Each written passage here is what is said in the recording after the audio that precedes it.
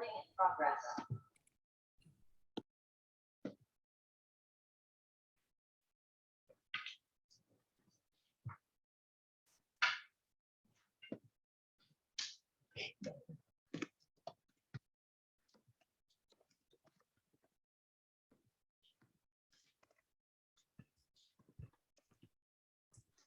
Cool. Sweet. Yeah. Hi guys. Welcome to the MathSoc / BINFSOC Intro to R workshop.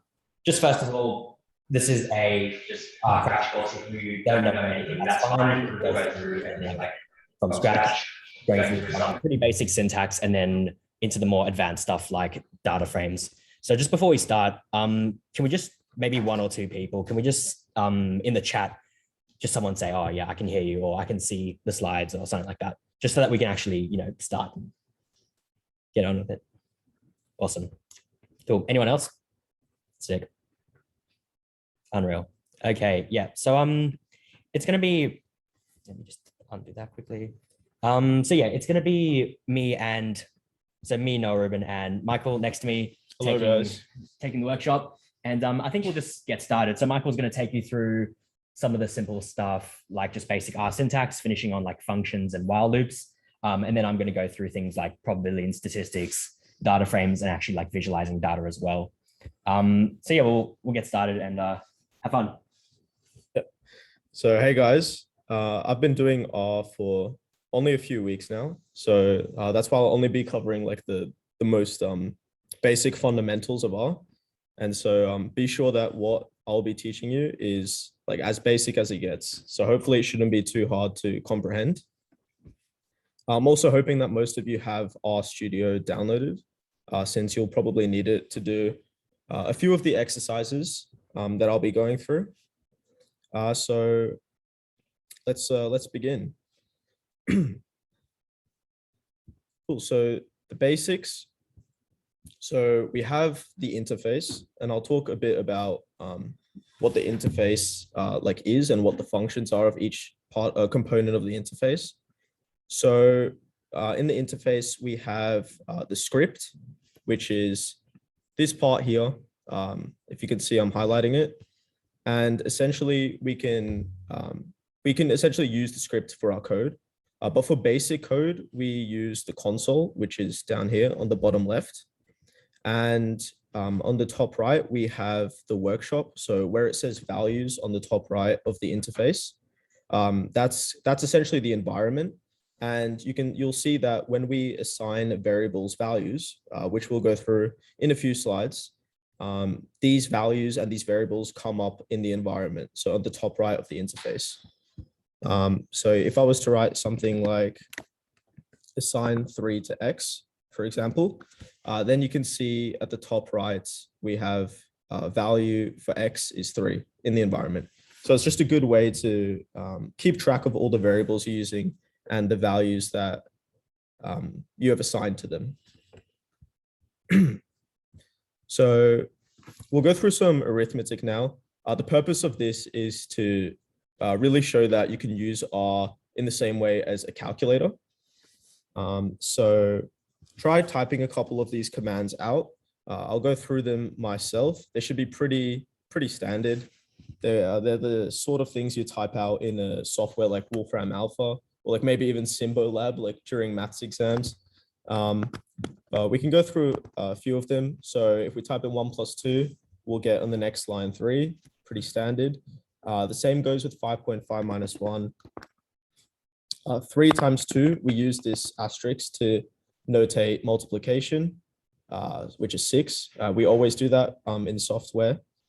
And we use slash for divide. Similarly, we use the hat function to notate powers or indices. So if we do 2 hat 3, we'll get 2 cubed, which is 8. A bit different to how we normally write it out. For exponents, so e to the something, we use the exp and then brackets function. And inside the brackets, that's going to be our index of e. So if we want e squared, for example, we do exp and then brackets 2, and that'll give us an approximation for e squared. Pi, we write it out like using letters, obviously, and it gives us an approximation of pi. And if we have something like inf, which is infinity times 0, we'll obviously get something undefined. And so R computes NaN. So it's an undefined value, and that's how R represents undefined values. Cool. So we'll move on to logical operators. So we can use comparison operators to compare a pair of values. And when we do that, R returns one of either true or false. Now, how can we actually use this in R? Well, we can write out a mathematical statement. And if it is true, then R computes true. So if we write 5 is greater than 3, well, obviously we know that's true, and therefore R computes true. If we say something like -2 is greater than 5, we know this is false, and so R computes false. And just in terms of notation, we use the less than equals to represent the less than or equal to sign we'd normally write. And to represent greater than or equal to, well, then we use greater than followed by an equal sign. And that's how we write the greater than or equal to sign in R. Now, instead of a simple equal sign, so saying like 0 equals 1, which we know is false, R computes an error. And the reason for this is when we're comparing two values, we actually have to use a double equal sign to represent equals. For example, for the R to compute false in this case, we need to write 0 followed by double equal sign and then the 1. And now R should compute this is false, obviously.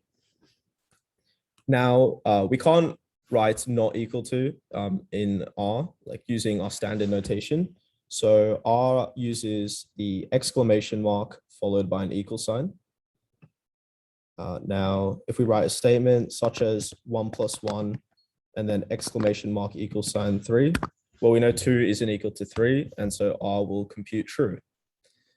So just keep in mind those two things. We use double equal sign instead of a single equal sign when we're comparing two values, and we use the exclamation mark equal sign in comparisons for not equal to. Now we can also use logical operators, so such as and or. So we represent and in logical statements using the ampersand. And I'll show an example of that now. So if we had two logical statements, 1 is greater than 3 and 4 is greater than 2. Well, if we compute this, it says false. And let's try to understand why it says false. So the first logical statement, 1 is greater than 3. Well, that's obviously not true. And therefore, automatically, R will compute false since not both statements are true. And that's actually a condition when we use the AND operator. But it's a bit different for the next case. So if we use the OR operator, so that's represented by this long bar that you'd use in like absolute value function, for example. R will compute true in this case. And why does it compute true? Well, R would compute true if at least one of those statements was true. And in this case, we have that second statement, 4 is greater than 2, being true. And that's why R would compute true. Moving on to variables. So I'll talk now about the assign function. So the assign function, from my understanding, seems to be one of the most important functions you use in R. You essentially assign a variable of your choice a value, and it doesn't actually have to be a numerical value. It could be something else like a character, and we'll cover that in the next few slides. But if I wanted to assign the variable x with the value 5, I'd write x and then a less than and then the dash or hyphen and then 5. And that should assign the value 5 to x. Now, just to make sure that we did this correctly, I'll follow it up by writing just the letter x, and R would tell us that x, the value we just input, is equal to 5. So now we can use x in following calculations, such as like x plus 6. We'd get 11 since R now reads the letter x as the numerical value 5. Okay, there's just a bit of information about conditions for the variable. So the variable needs to start with the letter, and it contains alphanumerical characters. So it can contain letters, numbers, and underscores. And it is case sensitive. So when we use, for example, we noted before that if we write pi in letters, it gives us the approximation for pi. But if we use pi, if we write pi with a capital P, well, then there's an error because the object's not found. And what does that mean? Well, that means we can use pi with a capital P as one of our variables. So we could actually assign 3, for example, to the object pi with a capital P. Cool. Now, let's do a quick task. So essentially, you have the following computation. So we assign the value 5 to A, we assign the value 3 to X, we assign A plus X to the new value of X, we assign 10 to A, and then we assign value of X plus 1 to a new value of X. And we're basically trying to find what the final value of X is. So that's represented by writing the letter X at the end of this computation. And we'll go through it in the next slide.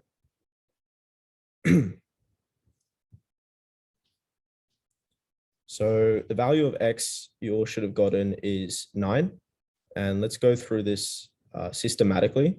So the first line, we assign the value of 5 to A. So let's keep in mind that A is now equal to 5. The next line, similarly, we assign the value of 3 to X. So X is now 3. In the next line, we assign X, a new value of X, with the value of the previous A plus the previous X. So no surprise there, we'll get 5 plus 3 is 8. And so our new value of X is 8.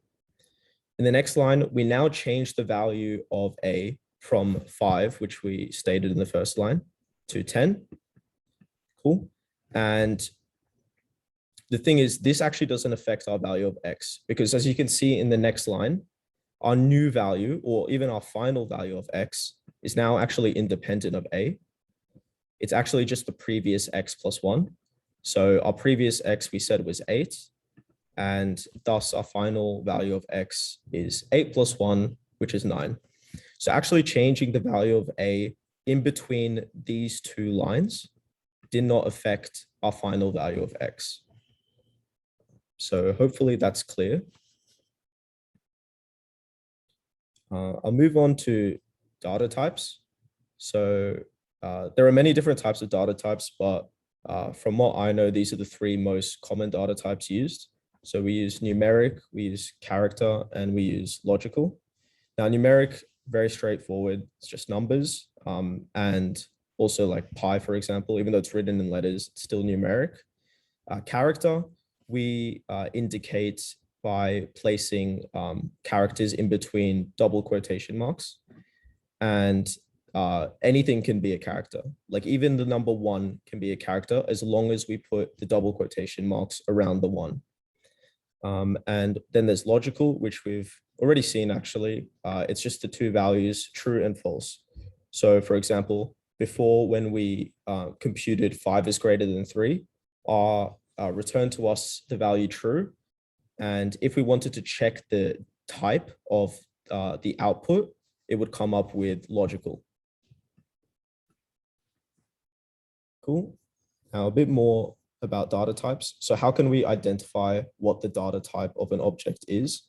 Well, we can use this class function, and we put class and then brackets, whatever the object is, and it should return what data type it is. So if we wrote class brackets 1, we should get numeric, which is self-explanatory. One is numerical value.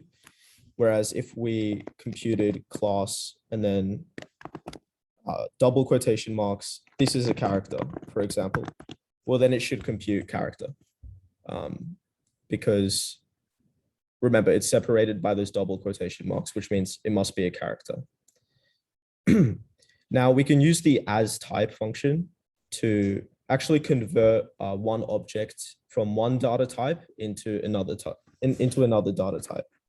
So if we assign the value 1 to x, well, that's straightforward. We're just giving the variable x the number 1. And if we compute class of x, well, then we'll get numeric. So we've already seen something like that. That should be pretty straightforward.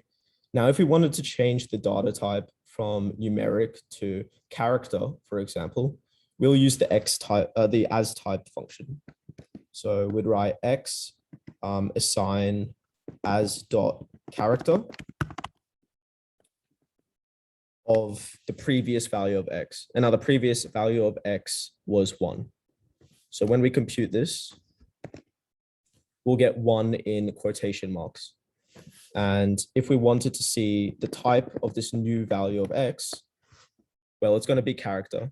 Because remember, using this as type function, we actually converted the data type of x from numeric to character. So it makes sense that when we find the class of the new value of x, R should output character.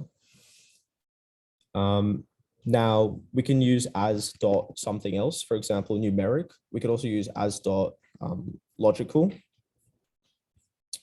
So for example, if we use as dot numeric of the character hello, so note that it's a character because of the double quotation marks. Oh, sorry. Yeah, if we use as dot numeric with the character hello, it's actually going to convert this this data type into numeric. And I'll quickly show that now. If we assign x as the character hello, cool. And obviously, if we compute the class, we'll get character. Now, if I change the value of x using the as type function, so in this case, I'm going to use as dot numeric. Okay, it's saying,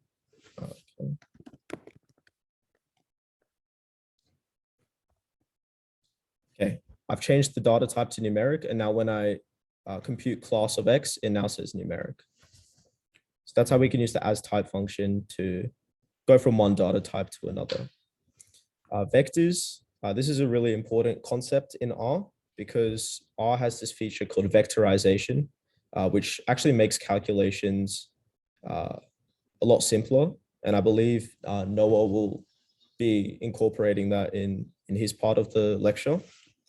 But let's talk about making vectors first. So in R, we use the C function. So C followed by a series of elements. And for example, if I wrote x assign C of 1, and we separate these with commas, of course, 5, 6, and I display x, well, I'm going to get the row vector 1, 5, 6. So it's self-explanatory. But make sure to include the C function, otherwise you'll get an error. If you just wrote x assign 1, 5, 6, well then R is not going to know what to do. We have to use that C function and we have to separate elements using commas. Now note that when we're creating vectors, it doesn't have to be numeric. It could also include other data types, such as characters and logical data types. Now, here, in the example, we've assigned x the vector with element cats are better than dogs. Maybe not true, but if we display x, we should get the row vector cats are better than dogs, and with the double quotation marks around each term. So essentially the point of this is there's no need, it doesn't have to contain numerical elements. It can contain other data types. Now, if we wanted to find the second element of the row vector x, we could write x square brackets and then 2. And we'll get the second element of x, which is obviously 5. And so R computes the numerical value 5. Like similarly, we can find the third value of x, and that's 6 because that was our last element of x.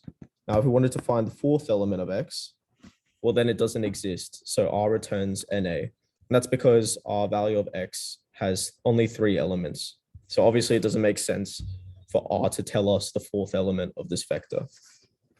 Now we can use the type of function to tell us the data type of the vector. So note that vectors also have data types. It's not find function. Oh, sorry, type of. So if we get the type of x, it will come with double. And if we had character elements in our vector, well, then it would come up with double and character respectively. Now there's also a length function, and that's pretty self-explanatory. The length function tells us the number of elements in the vector. So remember that x was the vector 1, 5, 6.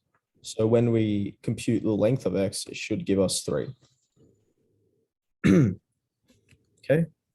We can also use the length of vectors with character terms.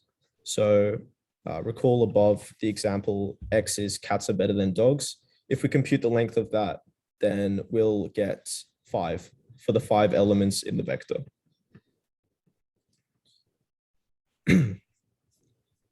Cool.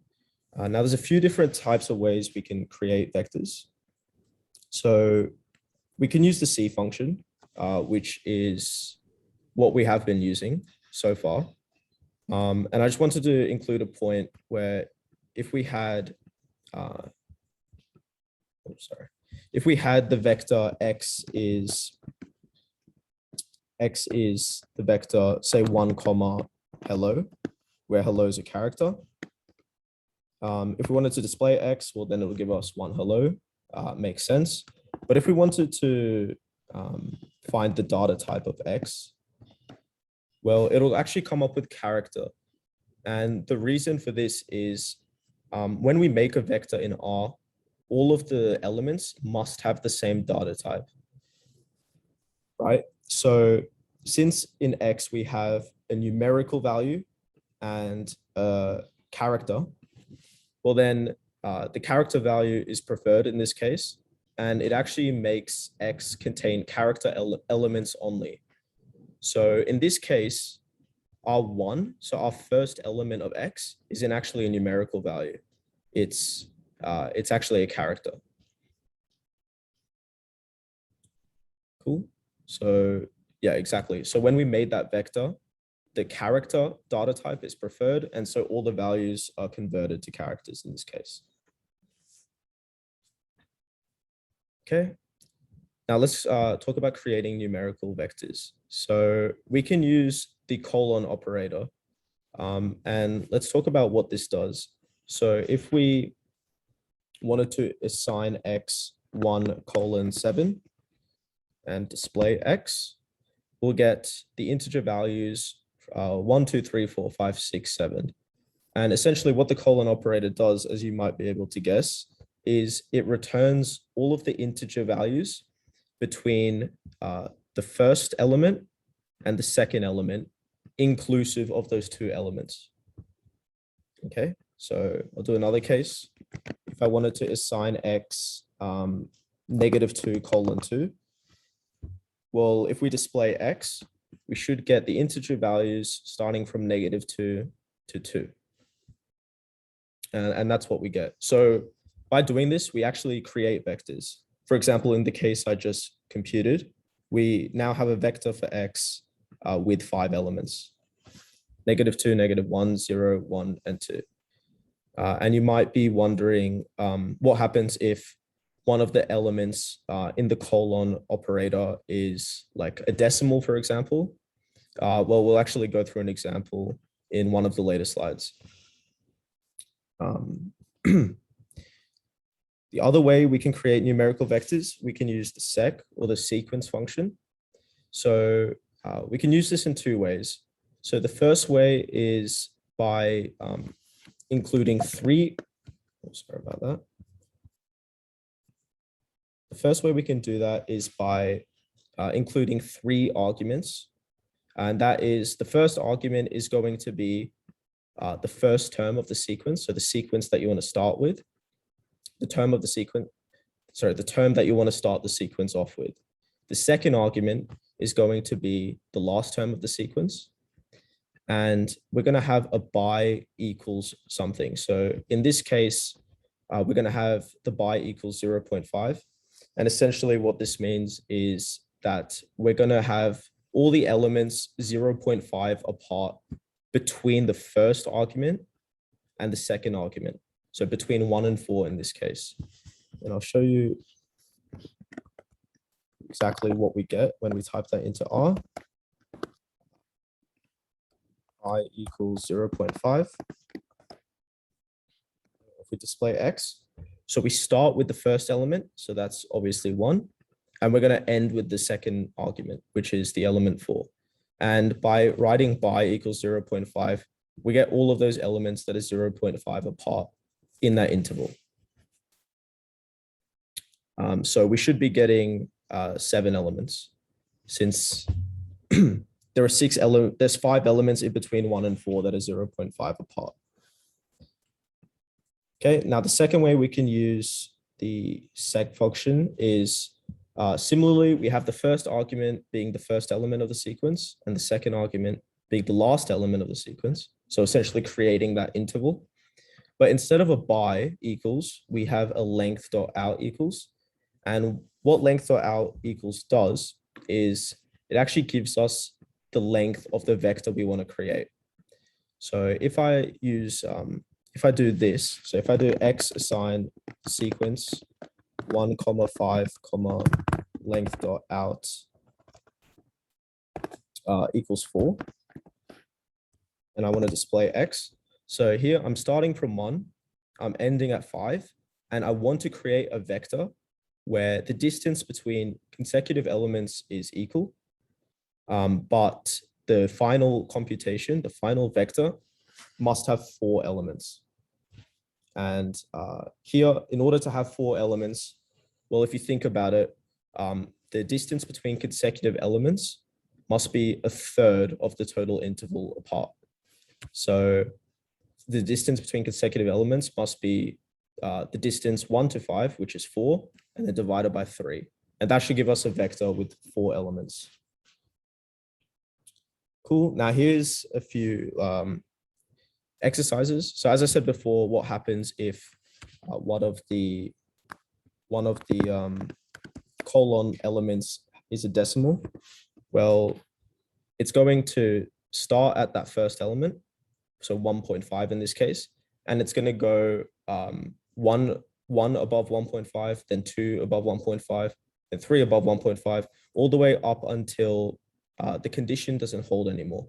And in this case, the condition is it must be less than or equal to 6. All the terms in the sequence must be less than or equal to 6. They must be in the interval from 1.5 to 6.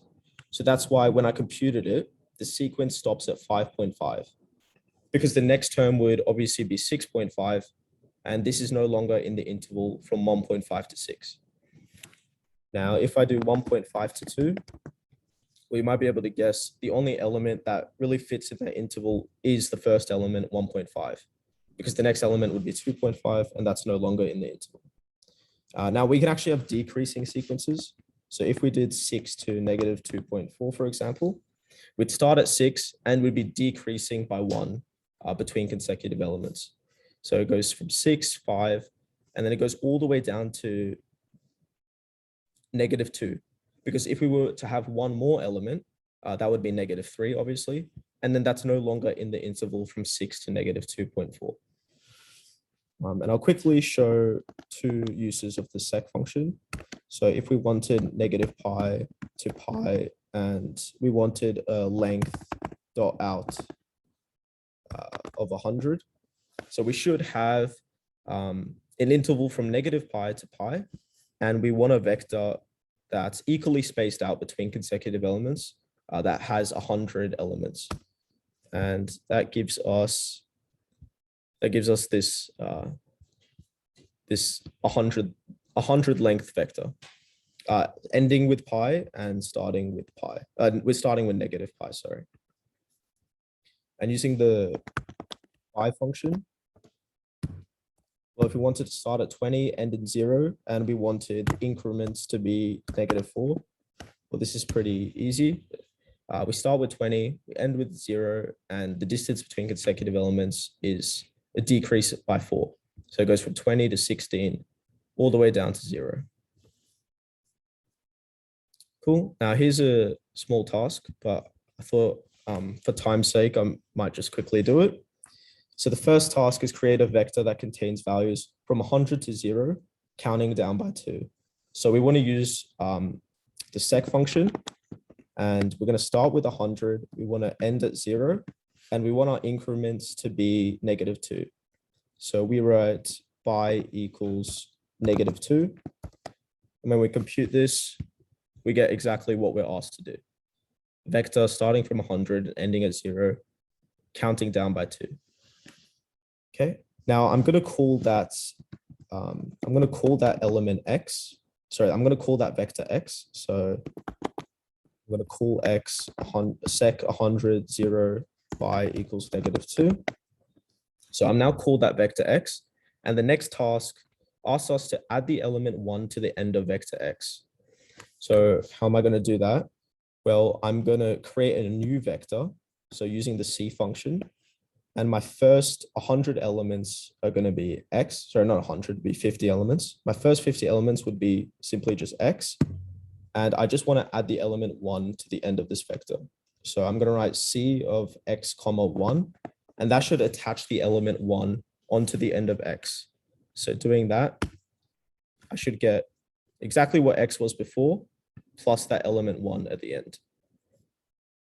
Now, if I want to change the second element of x to 1, well, how do I know what the second element of x is? The second element of x at the moment, we can find out by using the square bracket notation. So x square brackets 2. So at the moment, it's 98. But if I want to assign the value 1 to the second element of x, I'm going to use the assign function.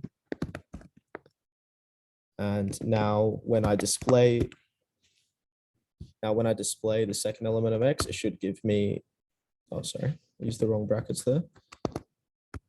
It should give me 1, which is exactly what we're asked to do. So hopefully you all got that one out. Shouldn't be too difficult at the moment. Here's the solution. And obviously to display these values, like in an exam, for example, we'd have to write x assign sec, and then in the next line, we'd write x to display it. Now quickly onto functions. So functions, essentially they have arguments and they have a body of code followed after the arguments. So what are the arguments? The arguments are simply just the inputs to the function. Now there's two different types. There's positional arguments and there's keyword arguments. Now I'll go through exactly, I'll go through exact examples in the following slides. But positional arguments, they must be specified when you call upon a function. Whereas keyword arguments, it's optional. You don't have to specify those arguments since they already contain default values. And let's quickly look at an example. So let's look at an example like the logarithm. So if I wanted to compute the natural logarithm of 2, for example, I would simply just write log brackets 2, and that'll give me the natural log of 2. And the reason why it gives me the natural log of 2 is because the log function in R is has already base of E inbuilt into it. So if I wanted to write log of 2, and if I wanted to do base 10, for example, I'd write the first argument, which is 2. So that one must be specified. So if we look before, that is a positional argument. And if I wanted to do base 10, I would write comma base equals 10. and this will give me log base 10. So note how in the first case, I didn't have to write base equals something after, because R has an inbuilt natural logarithm function. But if I wanted to change the base, well, then I would have to specify that second argument, base equals whatever it is that I want. So in this case, 2 would be a positional argument, whereas the base would be a keyword argument.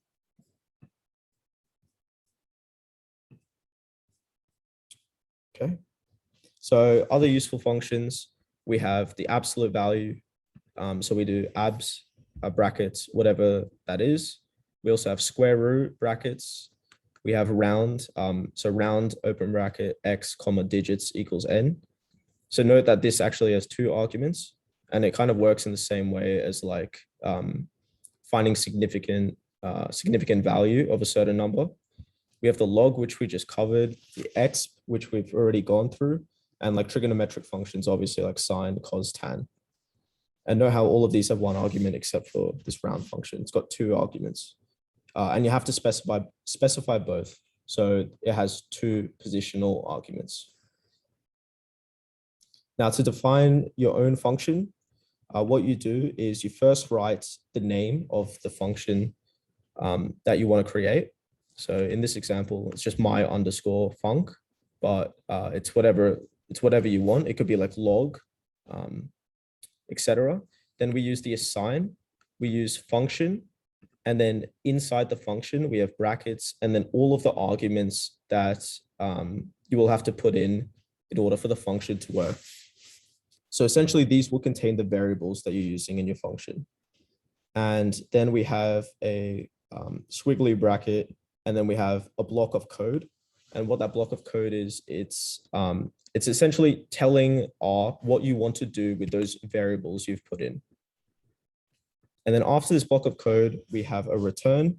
So if we want to have return brackets X, well then when we input those arguments into the function, what is it going to give us? It's going to give us, R is going to give us the final value of X. And that's what R is going to compute. So just a quick example, we have the geometric mean function. If we wanted to make it ourselves, we'd call it, you could call it whatever you want, but here it's GM for simplicity's sake. We have the assign, we have function, we have the brackets, and then we have our arguments. Now note that we have, instead of just writing A, comma, B in the arguments, we have A equals 1 and comma B equals 1. And these are the default values, which means if we don't specify these, well, then the function is going to think that A and B take the values 1. And we'll go through an example of this like very soon. But we have the block of code, and we assign A times B to some variable called product. And what we want to return, we want to return the square root of this product, since the geometric mean of 2 values is the square root of A times B. And so when we input 2 values, I'm first gonna like create this function in R. Create that here. Sorry.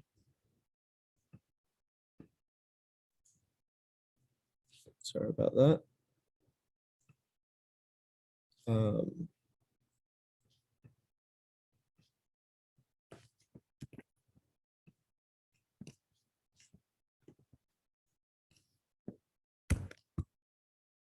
Okay.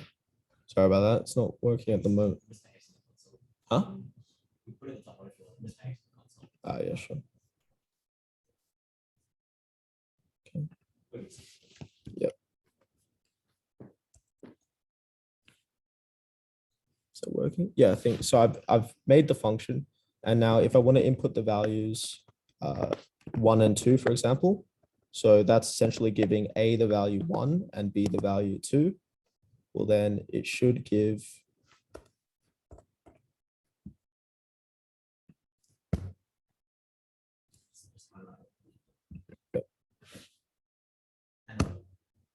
oh, sorry about that. Yeah. Okay. Sorry, that's weird. But if you input those values 1, 2, well, then it's going to assign the value 1 to A, and it's going to assign the value 2 to B, and it will return the value square root of 2. So the square root of the product, which is the square root of 2. Now, if we just wrote GM open bracket, close bracket, so without specifying any of the argument values, well, it's just going to pretend that we use the default values. So it's going to use the value 1 for A and 1 for B. So when we write GM open bracket, close bracket, we'll just get the square root of 1 times 1. So we'll just get the value 1. Cool. Now here's a task. So this is writing your own function. So we want to create the distance function. Okay, never mind. We want to create the distance function. And obviously we know the distance formula between 2 points, square root of the difference in the x coordinate squared plus the difference in the y coordinate squared.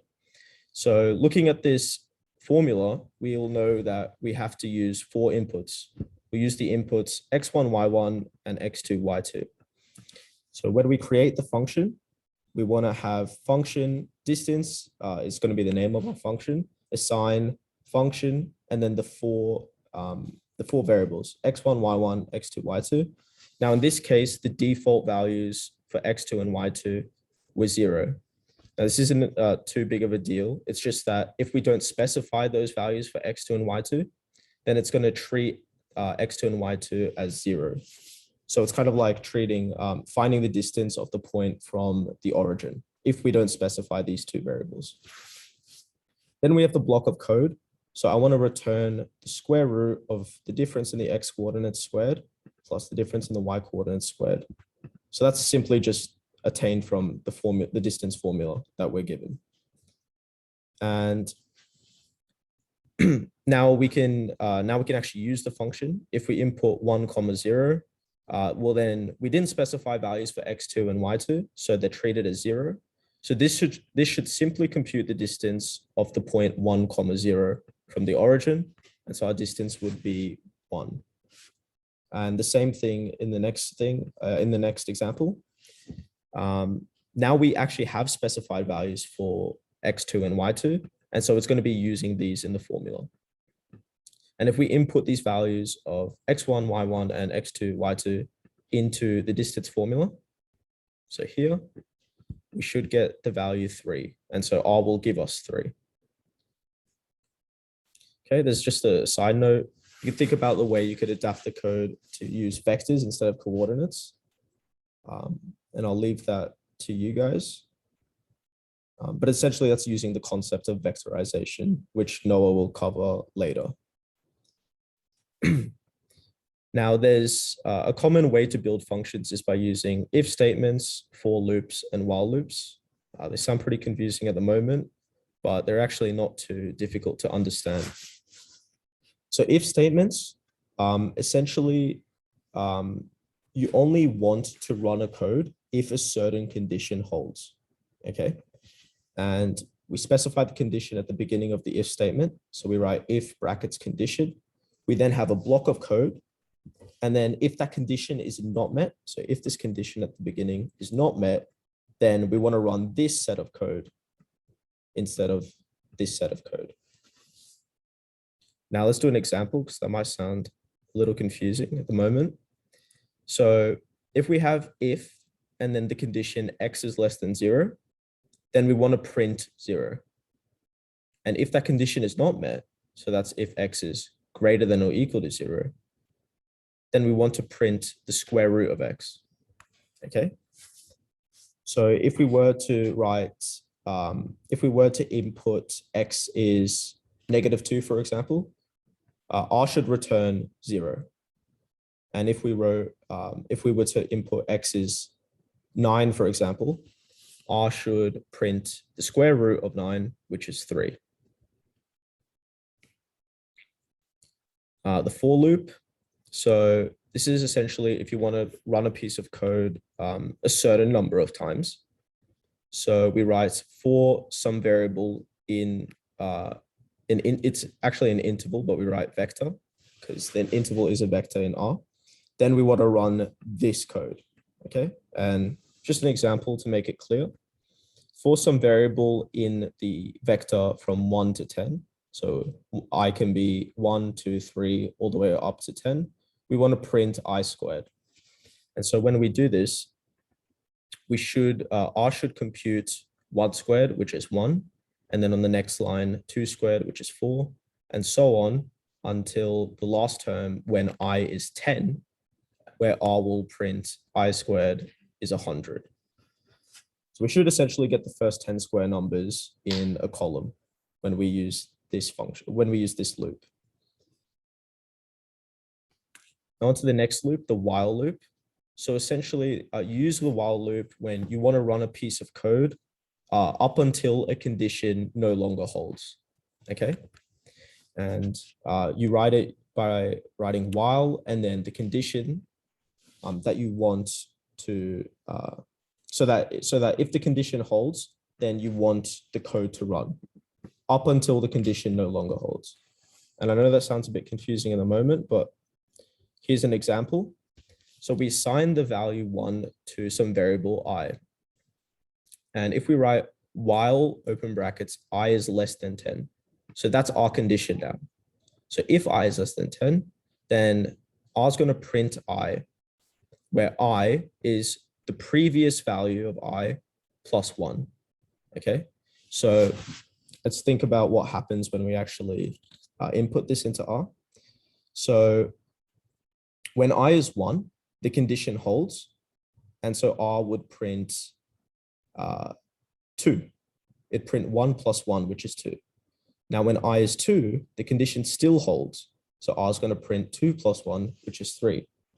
And essentially, this is going to go on until I is 9, for example, because I is 9 is the last time I is less than 10 is satisfied. So this code will no longer run when I is 9.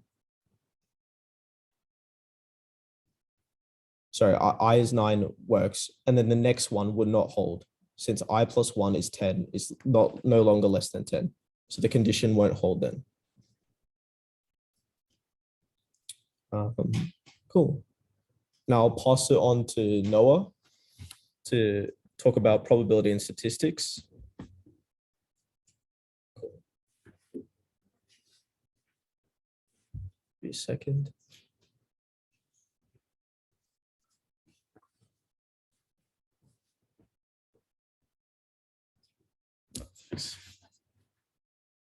Sweet. Hey guys, so in this next section, I'm going to take you guys through probability and statistics. We'll start off with like basic statistics. So even if you haven't taken like a statistics course, you can still keep up. It will get like slightly more advanced, at least in the probability section. So like the last part, if you haven't taken a stats class, you guys can sort of like just zone out for like that 5-minute period. And then we'll go into a concept in R called like data frame manipulation. And we'll go through all of the operations that we can do with like tables of data. Okay. Cool. Oh, and let me just quickly chat. Will we have access to the recording? Yeah, so the recording will be put up on the MathSoc website after we, process it and everything. But you guys will all get notified of that.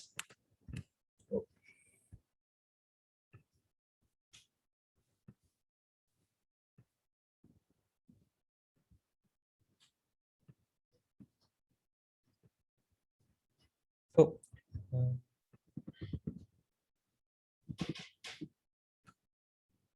We'll start now. Okay.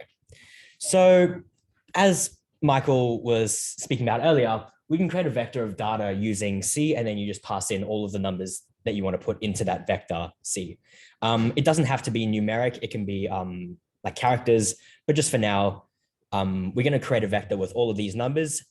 And this is actually in the R script. It's no longer in like the console. So to run a cell, I'm just going to highlight it and then just go control return. And what you see there is that it's storing the vector X in my environment here. So we can create a whole sequence of numbers like this using our vector function, as Michael spoke about earlier. And then now we can do some like descriptive statistics. So it's pretty much as you see it, but I think we'll just go through a few of them. So if we want to find the arithmetic mean of the data, we can just print the mean to the screen. So control return to run that. And the mean of this data is 74.8. Now, keep in mind that you didn't actually have to write the print statement. You could have just written it like that and gotten the same result. It's more just to show you that there's multiple ways to output the code that you want to output. Again, we can find the median of the data using median. Just generally in statistics, the median is like typically a little bit more robust to outliers. So there'll be times in which you want to use the mean, other times in which you want to use the median. We can also look at variance, which is a measure of spread in the data. So if we've got like test scores, for example, where like there's a clear, there's a very high spread in like the scores among students, we would have a data set with like quite high variance. We can also compute the standard deviation. So I'm just going to actually highlight this part. And what you can do is you can highlight just a portion of the code and it will only run that portion. So we can create this SD function, which is what we call the standard deviation. It's another measure of spread. It's just the square root of the variance. And to verify that, what I'm going to do is I'm going to highlight this part and run that. And what you'll notice there is that you just get the same value. So, and then if you were to minus the two, because they're the same, you get 0. Okay. And the point of that was just to show you that either is fine. We can then look at quantiles. So if our data set is like ordered, we can look at like how far, like what is the value, like 75% of the way, like up the data set when in order. And we can use that using quantile. If I just run that. And what I just put here is, what if you set P equal to 0.5? So if the data set is not ordered, it orders it internally for you. So yeah. Now, if we look at what happens when we set the P to 0.5, it's going to look for the value halfway up the data set when ordered. And what you're going to see here is that it's just the median, right? That's what essentially the 0.5 quantile is. It's just a median. We can find the min and the max of the data pretty easily. We can find something called the interquartile range, which we can use to detect univariate outliers. We probably won't have time to go into exactly how, but essentially what we do is we take the 0.75 quantile minus the 0.25 quantile. And then if you kind of want to shortcut this all, you didn't actually have to do anything above there. You could have just summarized it in one line using summary. So summary will take a vector and it will just output all the descriptive statistics that we just calculated. Though if you notice here, it doesn't actually come with like variance and things like that. So that would be something you'd have to do on your own. Okay. Cool. We'll also go into probability distributions. So this is something that you would have probably seen a lot if you've taken a stats course. So we can use probability distributions to essentially calculate probabilities depending on the distribution that we've got. If we've got like a discrete random variable, we can just look at like the height of like the bar, if that makes sense. And if we've got a continuous random variable, we can find probabilities by essentially finding the area under the curve between like 2 points. Yeah, okay. So we've got a few functions here, and you'll see that if we are dealing with a normal distribution, you're going to see that norm is repeated here as you go down, but D, P, Q, and R all do different things. So we aren't limited to normal distributions. We can use other distributions, but the idea is regardless of the distribution that you're using, D norm will compute the mass / like density. So it'll compute like the function value. So all of these random variables like in statistics, like have like a function like f of x with like parameters as well.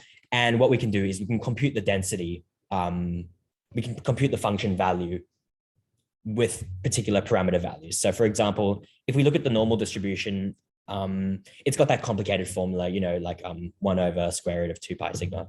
But instead of actually manually calculating that, we can just use dnorm. And what that will do is it will compute the function value there. We could have also done this manually, but as you can see here, it gets convoluted pretty quickly. So for those of you who've done a little bit of statistics, you'll know that this is the formula for a standard normal distribution, assuming we're subbing in the standard deviation equal to 1 and the mean equal to 0. And what you'll see here is that if I was to run this, you get the same output as you do with dnorm. Dnorm just wraps it in a single function that just makes it very easy and like lightweight to compute. And if you're familiar with like Poisson random variables, binomial random variables, things like that, it would just be d Poisson or d POIS, and then d binom if you wanted to use binomial random variables. Okay, we can also use p. So we've looked at d. We can also look at p norm in this case, which essentially can be used to calculate p-values. If you're not familiar with p-values, don't worry about it. But let's say we have a normal random variable with a mean of 0 and a standard deviation of 1. P-norm will calculate the area to the left of that particular point. So we are looking at a point 0 on the distribution, and we want to find all the area to the left. And what you're going to see here is that if I run that, we're going to get 0.5. And the reason why is, if I get a tab up quickly here, actually no, this. And the reason why is that if we have like a normal random variable like this, a standard normal, so it's going to be centered at 0. If we look at all the area to the left, you know, a half of the curve is going to get filled in.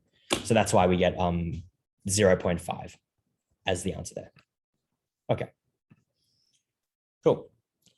Now we can find, let's say we wanted to find Q norm. I'm going to run it first, and then I'm going to explain what it is. And what Q norm is essentially is we want to find the value such that, well, in our case, we want to find the value such that 97.5% of the area has already been filled in. So if we sort of look here and I go back here, we want to find the value such that like 97% of the curve has already been filled in. And that's what Q norm returns. So it's like your quantile function. Okay. We can also use R norm to randomly like generate some data from a normal distribution. So if we wanted to, you know, sample from a normal distribution, in this case, sample 100 values, we could do that pretty easily using R norm. So just randomly generate some samples from a normal distribution. Again, with Poisson distribution, it would just be R plus R POIS, and then you put your appropriate Poisson distribution parameter in there. Now, if any of this was, even if you have taken a stats class and anything on the computational side just seems a bit confusing, you can just run this. And what this will do is if I expand this, it's going to essentially give you all the distributions in which you can use. So Poisson, as I was talking about earlier, normal distributions, and as well as other things, even like the Weibull distribution, which is you know, a bit more exotic. Okay. And so I guess these are for the people who've taken the stats class. What we're going to now do is not these questions, but actually just some other ones. So just so you get the best of what the slides have to offer and what I've got over here. So we probably won't spend too much time on this just because, you know, we are under some time constraints here. But let's just say we have this question here. So in a large restaurant, on average, 3 out of every 5 customers ask for water with their meal. A random sample of 10 customers is selected. Use the binomial distribution to find the probability that exactly 6 ask for water with their meal. So, you know, if you did like 3-unit math or you've taken a stats course, you'll know that this could be a question in which we can use like the binomial distribution because we have like a known sample size n. We've got like a binary sort of outcome with a given probability as well. And so, you know, if you were to do this manually, you'd have like your n choose k times p to the k times q to the n minus k. And you could do that and you could use a calculator and have a very like convoluted computation. But it turns out that with d binom, we are calculating the function value at x equal to 6. And that actually saves us from, doing the computations like manually.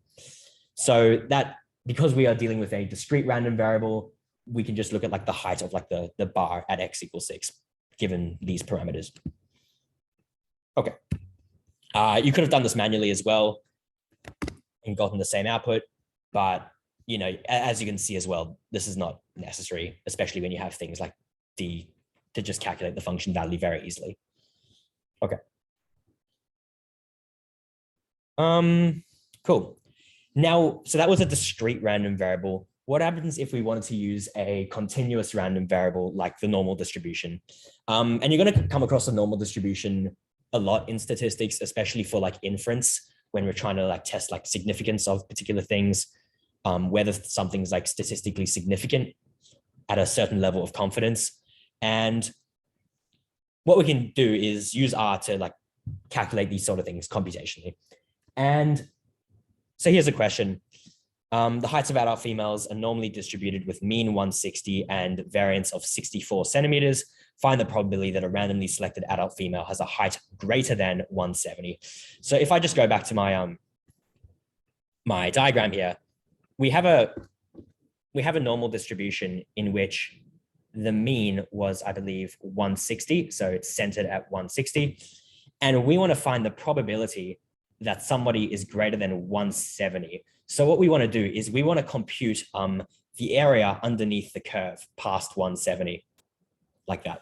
And what you can see just intuitively, we know that our answer is going to be less than like 0.5, because as you can clearly see, less than half of the curve has been shaded in. But, let's actually just do this using R. And if you would actually look at the density function for a normal random variable, I encourage you to try do the integral as you would in the continuous case if you want to calculate these probabilities. But you're going to see that by hand, the integrating like a normal random variable is pretty much like impossible. So that's why we leverage like statistics packages to do this for us. And so what we can say here is we want the point to be 170 to look at. The mean is 160 and the variance is 64. But R only takes in standard deviation. So we have to square root the variance in order to let R know that we are dealing with standard deviations here. Cool. And what this will do is compute the probability. So there's like a 11% chance essentially. And if I set lower tail equal to true or T, you can use either. So you can use true or you can use T. What you're going to see is it's going to get all the area to the left. But we wanted the area to the right. So what we're going to say is lower tail equals to false. Okay. Yeah.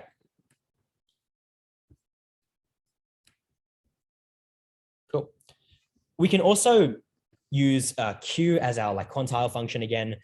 And here's the third question. It'll be the last one on probability distributions, but we just want to see how we can use, we've seen P, we've seen D, and we'll use Q now.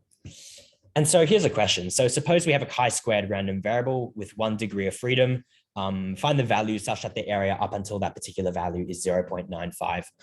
So again, if you're not familiar with random variables, this isn't really going to make much sense. But if you are, essentially what we've got is a chi-squared random variable. So it's going to look like a bit like this with a lot of like positive skew.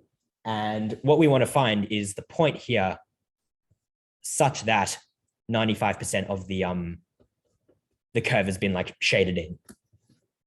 And we can quite easily do that using Q. So we want 95% of the area to have been shaded in already and the degrees of freedom to be 1.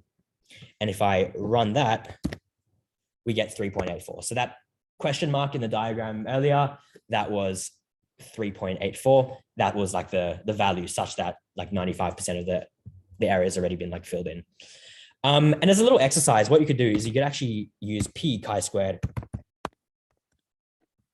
and set Q equal to the value that we just computed, setting the degrees of freedom equal to 1, just like before. And what you're going to see here is that because P and then the name of your distribution calculates the area to the left, it's essentially telling us that 95% of the area has been like shaded. So that was just more like a check. And that's how you can sort of like interchange it to like verify whether your computation is correct. Cool. Here's differentiation. If you ask me, I mean, unless you're going to use this later in your program, like somewhere else, I wouldn't use this, to be honest. You can use like symbolab.com or like eMathHelp or something. But nevertheless, here is how we can differentiate a function. All that we do is we use the R built-in function called expression, and then you put in what you wish to differentiate. And let me store that in a variable called f. Makes sense, like f of x. And then all that we do is, it's remarkably simple. All that we do is we just differentiate f with respect to x, and just pay attention to everything that's happening there, as in, you know, the x is being placed in as a string. Keep in mind, in R doesn't really care about double versus single quotes. So I could have passed that as a double quotation. And basically, if I look at this, what it's going to do is compute the derivative. And you can clearly see it's not the original function. It's a derivative has been calculated here. And I guess for those who are interested, this is what we call a sigmoid function. For the sake of this presentation, you don't need to know what it is. It's a very important function in like data science and machine learning and things like that. But there it is. So that's differentiation in R. If we want to integrate a function, we can change it up a little bit. So all that we do here is essentially call the built-in integrate function. And then the first argument, which we've just passed in here, is a positional argument, like Michael was talking about earlier. This is the function in which you want to integrate. Now, instead of using expression for integrals, it's typically easier to use function. So we've created a function here, f of x, and what we want to do is return this computation. And if you observe here, this is the standard normal distribution. You could have placed an arbitrary function to integrate, that's fine. But here's a very special function, which we're going to integrate now. So if I run this, maybe let's see, what do you guys think will happen if I run this? So I'm going to integrate the standard normal distribution from negative infinity all the way to infinity. Does anyone have an answer for that? Pop it in the chat if you do. But otherwise, I'll just run it and you'll see soon.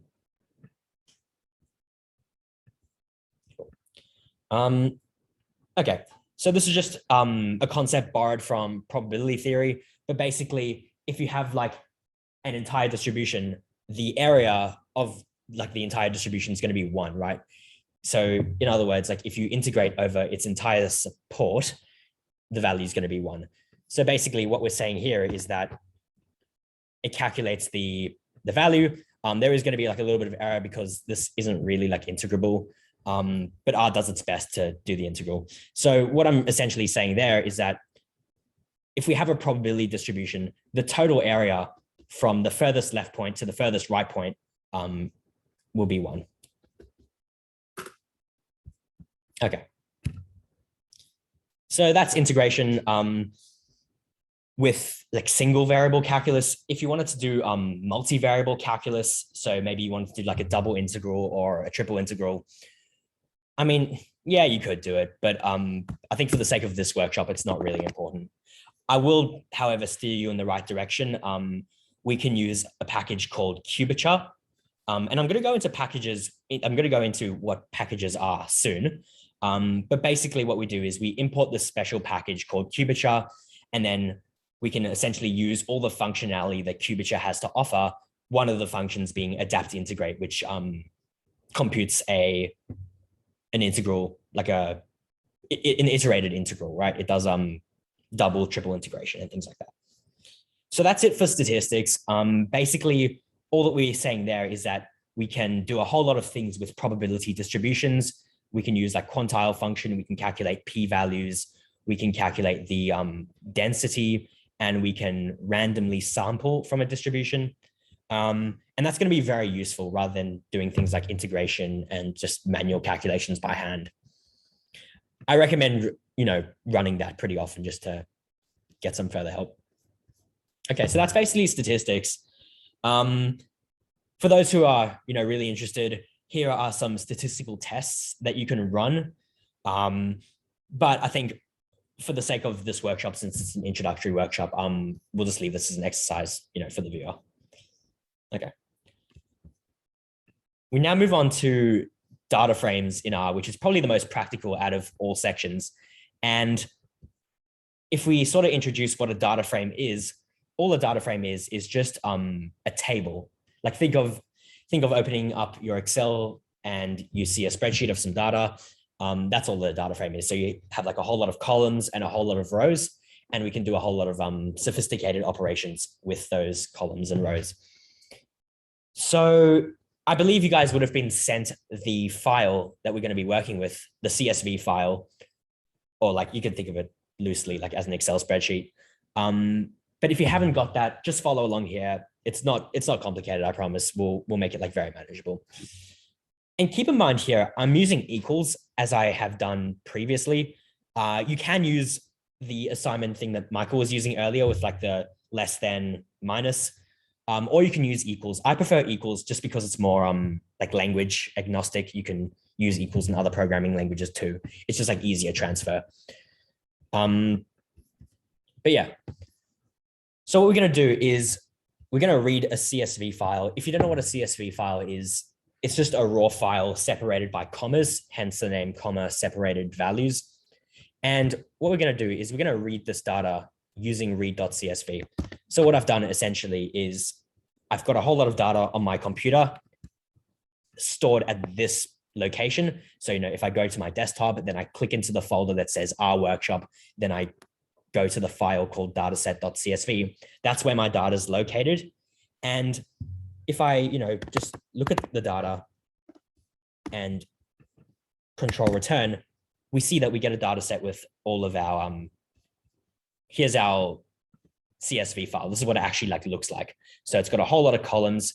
It's got a column representing sales. It's got a column representing like advertising spending. Here's another variable and here's another variable. We're not really interested in what these variables actually represent. It's more just a case of seeing how we can do things with data frames and, perform like cool operations. So here's our data set. We can do a whole lot of things with this data. So yeah, in fact, what I'm actually going to do is we can, as you see there, that's going to be, that's another way of assigning. But what we're going to do is we're just going to go off this. I mean, you can look at the slides. It has pretty much everything that's on here. There is a little bit more on here, so I'm just going to use what I have over here for a bit. Now, because we've created this variable data that stores all of our information about this data set, we can use names and pass in data as the first argument. And what this does is it returns all of the column names. So as we saw here, if you scroll right up, the column names were as follows. And what you see is once you print this out, you get a nice, compact output that shows that. We can also look at the shape of the data so we can see how many rows our data set has and how many columns it has. And that gets returned as a vector. We see that our data set has 404 rows and 11 columns. We can use head, which displays the first 6 rows by default. We can customize this. So, that's the default. So that's a default argument, like the keyword argument. But otherwise, we could just display 2 rows if we wanted to, and we get the first 2 rows of our data. So the first 2 rows for all of these variables, and then the first 2 rows for all of these variables. Okay. We can also use view, and what view will do is just place it in another tab, just a more neatly presented output. One thing that you're going to notice is that there's this thing NA here, which means it's missing. So if you actually if you were to look at your Excel table, it would just be white. There'd be nothing there.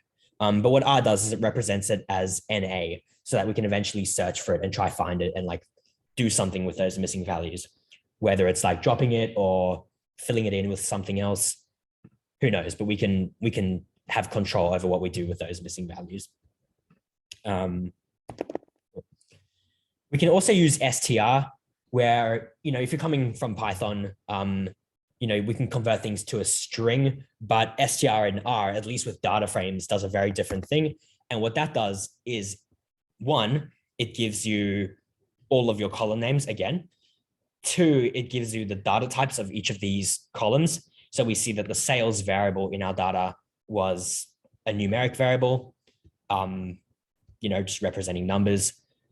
We saw that, for example, here, this shelf lock, this is a character variable because it's storing like string data, and it takes on, these are like the first few rows.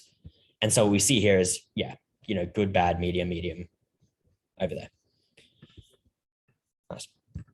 We can also use summary data. So if you remember earlier from this notebook, summary just gives you some of the descriptive statistics associated with your data frame. So, if you're coming from Python, this is like your df.data.describe.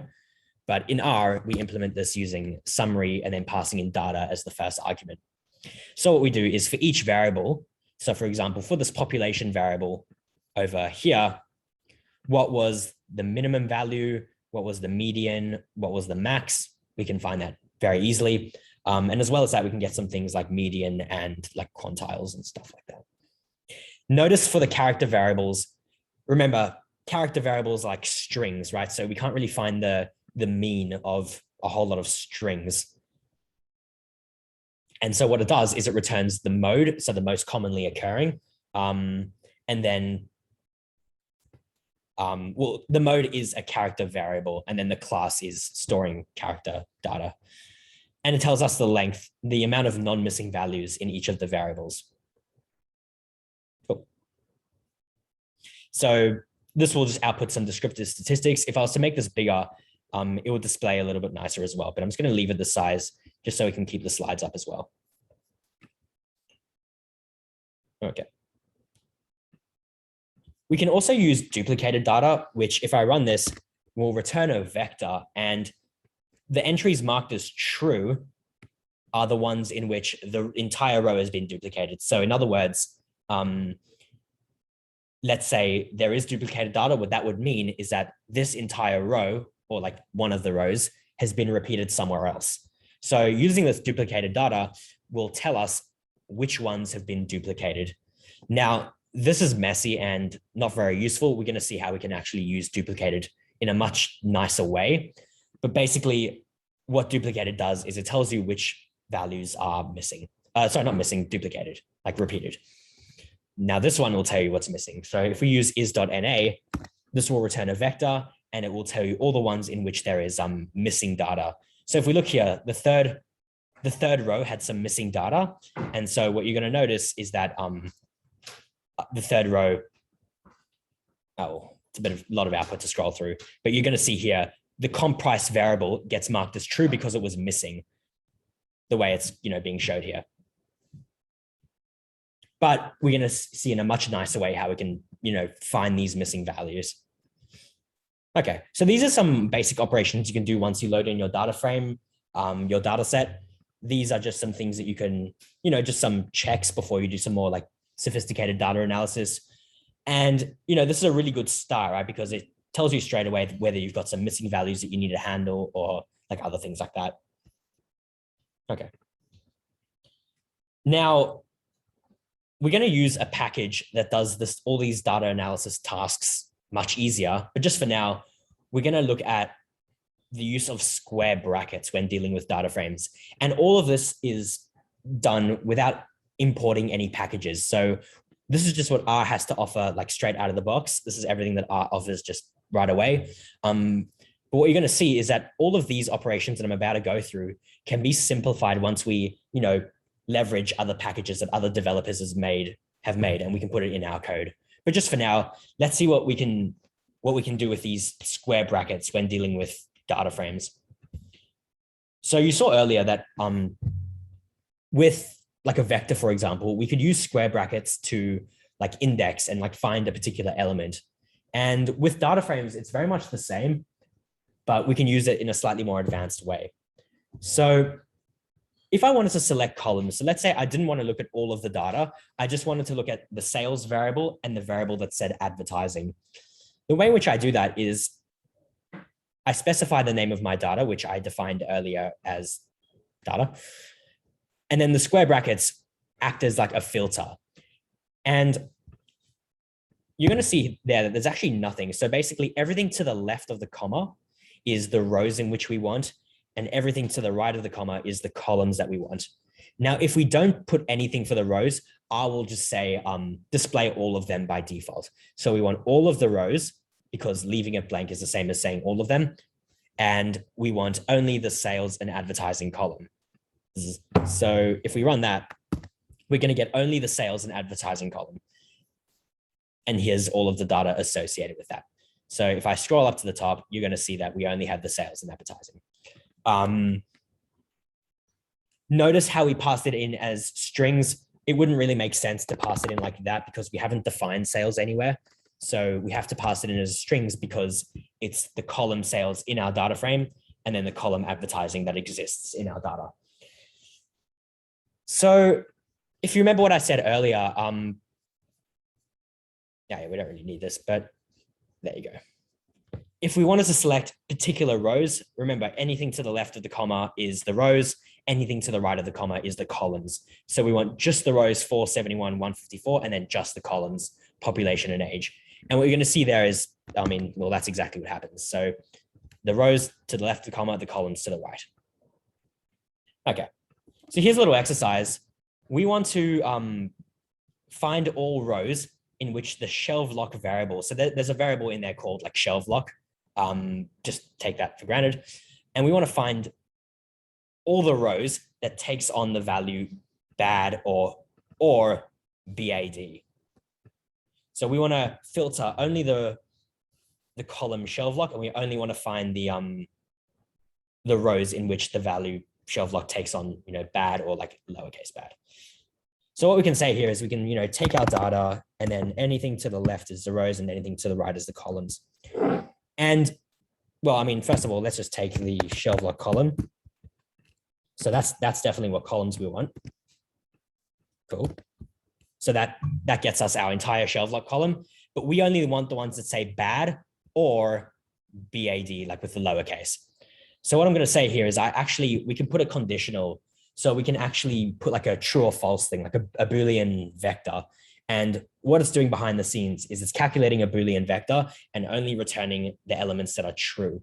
But just from a practical perspective, what we want to do is we want to find all the ones in which the data colon shelf lock is equal to. Now we'll fix this up soon, but basically what we're saying is, if you wanted to select an individual column, we can select an individual column like this, by the way. That's another way of doing it. If you wanted to, just select an individual column, or you could have done, just passing in shelf lock as the only element. That could have been another way. But basically what we want to do is we want to find all the rows in which the shelf lock column is equal to bad. And just notice the double equals there because I am doing a comparison, not an assignment. Okay. So there you go. So that gives us all the values which are returned as bad. But what I can do now is I can put this all to lowercase, and I can then see if it matches against BAD. And that will cover both, right? Because it's first going to put it into lowercase and then match it against the string bad. And notice here that it displays the way the original rows were presented to us. But what it does is it puts all of these into BAD and then searches it against that. And that's interesting because sometimes you're going to have a variable that takes on, like, it's the same spelling, but just you run into like case issues. So that's something to take into consideration. Now, this was just a single condition. We wanted only the ones in which the lowercase version of shelf lock was equal to bad. We don't have to pass in a single condition. We can pass in multiple conditions as well. So for example, we can find the ones where the age is equal to 55. Or, so just if you're watching this like pre-recorded, that's just just from earlier. So we want all the ones in which the age column is equal to 55, or the education variable is equal to 10. So that's our row filter because it's to the left of the comma. And then our column filter is just those columns. And so what we do is we get that. So we get all the values in which the age is 55 or the education's 10. Only one, at least one of them have to be true, just based on what or means in programming. We can actually find the rows that were duplicated by running this. So basically we want all the rows in which there is duplicated data, comma, and then remember leaving it blank indicates all the columns. So leaving it blank just means like all. So we want all the columns.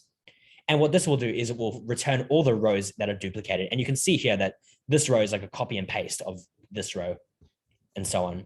And then we can actually delete the duplicates by filtering the ones that aren't duplicated. So the exclamation mark will act as like a negation. So it's going to delete the duplicates. So what we can do is this will return all the ones that aren't duplicated. And then with that data that's not duplicated, we're going to overwrite our data variable so that it only stores the ones that aren't duplicated. Cool. And then if I was to run this one above to check which ones are duplicated, well, we've gotten rid of them, so there's going to be none. None of the rows have been duplicated. We can also search for which rows are missing. So for example, we only want to run, let's say we wanted to search for all the ones in which if I was to skim across a row, so if I was to skim across all of a row, the amount that I would find to be null would be greater than 0. So basically, this is just a fancy way of searching for data that is missing. And then this negates it because we only want the non-missing ones. But this is something that didn't actually have to be computed. I encourage you to look at complete.cases and na.omit. Here are 3 ways to handle missing values. Here's one of them, probably the most complicated out of the 3. But if you in your own time want to look at handling missing values in other ways, I encourage you to look at na.omit and something called complete.cases, which only takes the ones that aren't missing. But basically, here is a way to delete all of the missing values if you just wanted something to like copy and paste in your code somewhere. That will take all the ones in which there is no missing data. Cool. So that will only consider non-missing data. Now, we don't have too much time, so I'm going to probably only go into a few of these commands. But basically, what we can do is we can move outside of what R has to offer out of the box. So we have something called like base R, which is everything that we've been doing up until now, which just uses R's functionality, straight out of the box. Now, it turns out that we can use like libraries, and what libraries do in R is, add extra functionality that other developers have like coded up, and we can use it in our code. So basically we can, go beyond the confines of just base R and move into like the world of external packages that other people have created that we can like very easily use. So if you haven't got a package called Tidyverse, which is what we're going to use in this workshop here, you can install Tidyverse just by running the line of code above. And what you're going to see here is that once I attach Tidyverse, well, wonderful things happen, but we'll see what they are now. Now, here's how we can use Tidyverse, which is an external library, to do things that base R can't necessarily do. Now, once we've actually imported Tidyverse, so we've taken Tidyverse and we're going to use it in our code, we get access to something called the forward pipe operator, which doesn't exist in base R. This forward pipe operator, you can take literally as like the words and then. So wherever you see a pipe, just think of the words and then, and that will hopefully clarify things. So instead of selecting columns like the complicated way using like square brackets, what we can actually do is, thanks to Tidyverse, we can say, take our data and then select the columns which are called sales and advertising. And note here that I don't have to store these in strings because our data, it's, taking our data and then it's doing something. So it's considering our data that we've got. And that is a way in which we can select columns using dplyr. So take our data and then select sales and advertising. Now here's another one. We can take our data and then filter only rows in which age is less than 26. Once we've done that, and then we are going to select the age and education variable. So what we can do is run that. And what you're going to see here is that this forward pipe operator makes it very easy to like sequentially compute things. So for example, take our data, then we're going to filter it, and then we're only going to select the columns that we want to filter. And that's all in like, really half a line of code. Whereas doing the filter and then selecting the columns that in base R might take a little bit longer. Again here, so in this example, we're going to take our data and then group it in terms of the shelf lock variable. So if you remember what the shelf lock variable had, it had like data that represented the value good, bad, medium or something. So for each of the variables in our shelf lock column, we want to create a summary that computes the mean age. So if I just compute that, what we're going to see here is based on the output, for all of the values that were labeled bad in this shelf lock column, the average age was 52.3. And then for all the values in which shelf lock took on the value good, that's the mean of age. And this is the value medium, which all values that took on the value medium had a mean age of that. So you can almost think of group by as, so you can think of the forward pipe operator as and then, and you could think of the group by as for each. So take our data, and then for each value of shelf lock, we want to summarize the data by finding the mean age. So that's how you'd sort of read it. So, take our data, and then for each shelf lock, we want to, and then summarize the mean age to be the mean of the age column. We can also create new columns based off existing ones. So for example, if I want to take a variable and then create a new column in my spreadsheet or my data frame, we can use mutate. So what I'm going to do is I'm going to take my data and then mutate. So this is a function that Tidyverse offers. And what mutate does is it creates a new variable. So we're going to create a variable, which I'm going to call log sales. And the way in which we're going to compute that is by taking the log of the sales variable. And then I'm going to take something called square root income. I'm going to create a new column in my data called square root income. And the way in which I plan on calculating that is by taking the square root of the income, the old income variable. And if I run that and then display the data, what you're going to notice here is that we now have a new variable which has log sales and square root of income. And those variables were calculated off the original sales and the original income columns. So mutate just is essentially a way in which we can create new columns based off existing ones. Cool. All right. So those like the main functions that Tidyverse has to offer. Select, filter, group by, summarize, and mutate. There are a host of other ones, but I think those are like the most important, at least for most of the data analysis tasks you're doing. And that should be a good intro, if you want to get further into the world of data analysis. It's the same sort of thing. You take your data and then some sort of function to your data. Now, we can visualize our data. So yeah, these are, you saw na.omit earlier. So it's just everything that's in here. Cool. So here's some examples of data visualization. So for example, what we can do is actually visualize the data. So instead of just looking at the data like in its most raw form in a spreadsheet looking thing, we can actually look at it like visually using plots. And this is what you're going to be doing in practice because, yeah, sure, you can present like reports and things like that with the raw data, but you want like graphs that like interpret the data in some sort of way that you can interpret the data with. And so, pretty self-explanatory. What we're going to do is, well, firstly, I'm going to highlight this. There's a function called table, which exists, and I'm just going to run this part to only execute the part that I've highlighted. And what this is going to do is, what this table does is it takes our shelf lock column, which had values of good, bad, and medium, and it returns a count. So it's saying, 92 values were labeled bad, 83 were labeled good, and 216 were labeled medium. And what it's going to do is it's going to create a bar plot. So bad's going to be like on the x-axis with like the count of 92, then, good, and then 83, medium, 216. So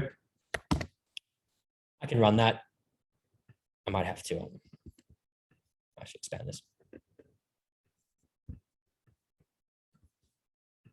There you go.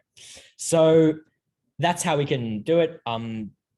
Just some things here. Main represents the title. So whatever I put into main, that's an argument that you could put into bar plot. Main just gives you the title. YLab gives you the Y label. And col is color. So for example, we want red, then blue, then green.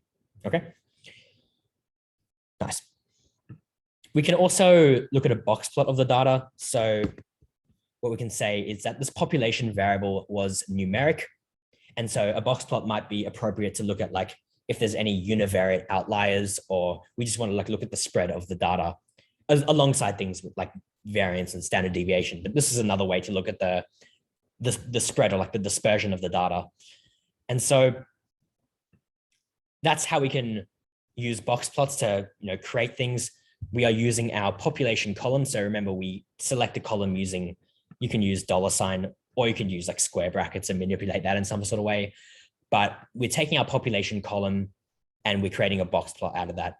And the main is, of course, the title and everything like that.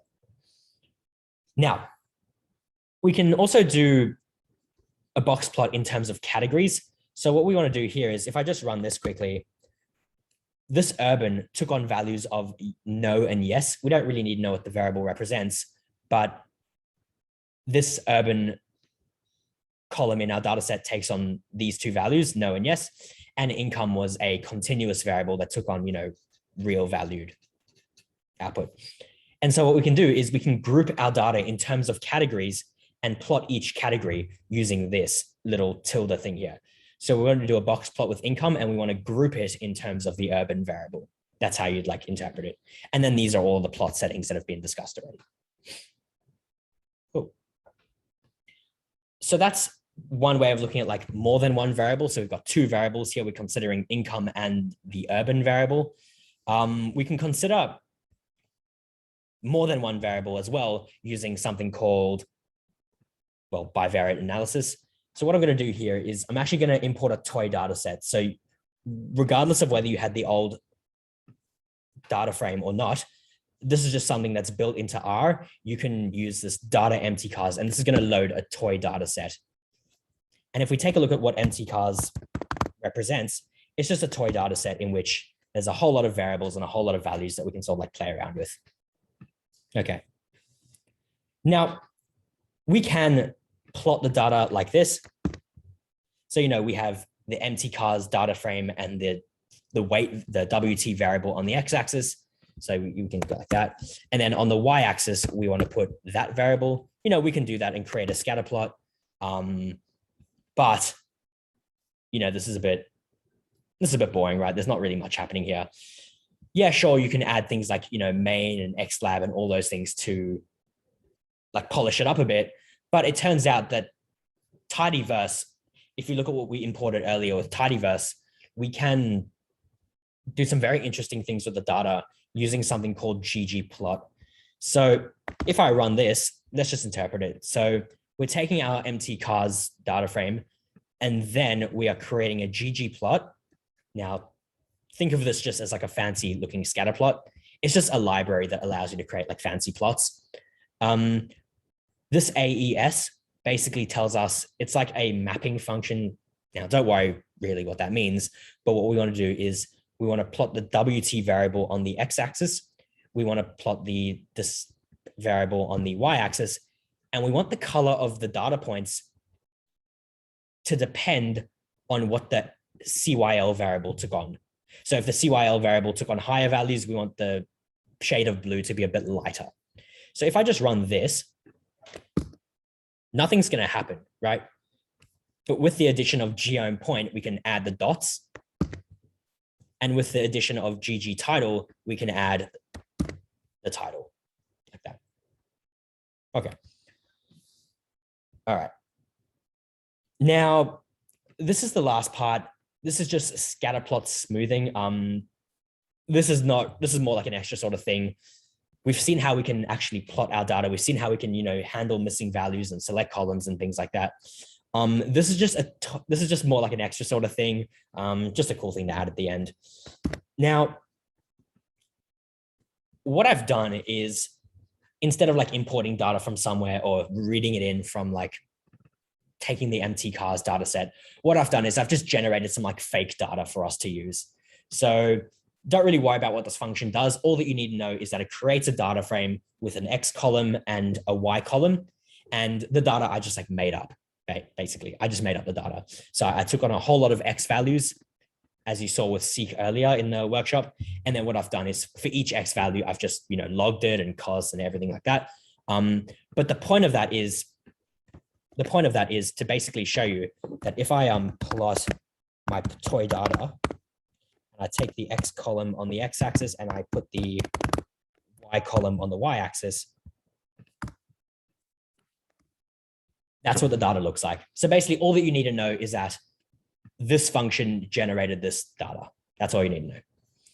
Now we can plot the data and it looks like that. Now, if we wanted to find a way to approximate the data, I'm going to run this and then I'm going to explain it. So what we've done is we've created a nice looking fit that sort of approximates the data. So here's like the blue points are the actual values, and then our black line is like our approximation, like what we think the pattern looks like. So the way in which we did this is by taking our toy data and then creating a GG plot. So if I run that, nothing happens. And so what I need to do is I need to add some points to the graph. We've got our X and our Y variable. So we've taken our toy data and then create a GG plot using our X and Y variable. We can add some points that are blue and have a size of 1. And then we can add a smooth line. And the way in which we do that is something called geom smooth. And you can pass in a whole lot of things here. Geom smooth just puts a line on it, a black line. And the method in which we're going to use to fit this line, it's a mathematical concept called LOS. You don't need to know the mathematics behind it, but basically it's using an algorithm called LOS to fit fit a line to the data.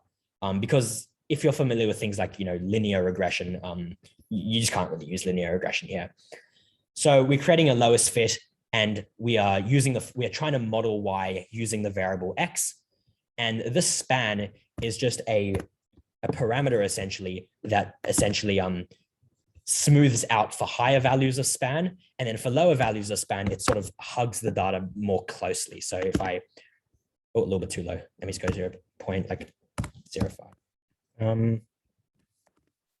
Like that. So lower values of span will like hug the data more closely, resulting in like a more like overfit model. But it really depends on what you want to do with it. And basically this adds a title. This is just some plot settings. So if we make the title bold, we can do that using this. We can make the size bigger, and we can, horizontally adjust it so that it's centered in the middle like that. And then what we can do is we can add some labels. So what you're going to see here is that we can actually customize the labels. So predictor variable and then response variable. I can call these whatever I want to. So if I wanted to call this something else, the X would display whatever I type in, and then the Y would be, this part here. That's probably all that we're going to have time for. But basically, here are some other ways of smoothing in case you were interested. This is another method called kernel smoothing. You can control like how well it fits the data using this bandwidth parameter. So if I increase it, what you're going to see there is that, well, there you go. It results in a different fit. And you can play around with this bandwidth parameter and see like how it fits the data and things like that. But basically all that we're doing is we're creating a plot on the X-axis. We're going to take our toy data and grab the X column, and we're going to take our toy data and grab the Y column and, fix the color and the title and things like that. Now, the last method that we're going to use to smooth the data is something called cubic splines. So we've seen LOS, we've seen kernel smoothing, and we've seen cubic splines. these are all very complicated. Like the mathematics behind these things can get like pretty complicated, especially like with the linear algebra and calculus. But for now, just know that it's a way in which we can approximate the data and try like, model what we're seeing here. And what you'll notice here is that you wouldn't have seen this in previous plots. This PCH just determines like what type of things I want to plot. So 4 gives you crosses. 3, I believe, gives you maybe squares. No, pluses. So we can just change like how it's displayed, and then we can like superimpose a line that like fits the data like that. And the parameter that you'll tweak here, so we tweaked span to adjust the fit for low S. We tweaked bandwidth to adjust kernel smoothing. And then this one, we have a parameter called lambda, which again, if we decrease lambda, let's just see what happens. So as we decrease lambda, it's gonna like hug the training data more closely. So let me just make it bigger first. So 0. Let me just make this 1. So if we make it bigger, it's going to result in a more like generalized fit. And if we make it too big, then I think it's going to converge to what linear regression ends up outputting. But, we can tweak this lambda value to adjust how the model fits the data, essentially. Right. And the way in which you find an optimal lambda, we can use tools like cross-validation and things like that. So unfortunately, we are going to have to end it there. That was just more like an extra bit, how we can like approximate the data using like some smoothing techniques. But I think we'll end it there. And thanks for everyone who came. We'll alert everyone as to when the recording is going to come out. You'll have access to all the code as well as the data set if you haven't got it already. And I think we'll finish it there. We unfortunately don't have time for questions, but you can definitely email MathSoc or contact us directly, or BINFSOC if you have any questions about that. But yeah, no, thank you very much for watching this presentation, and I hope to see all of you guys in like future events. So thank you very much, and you guys are good to go.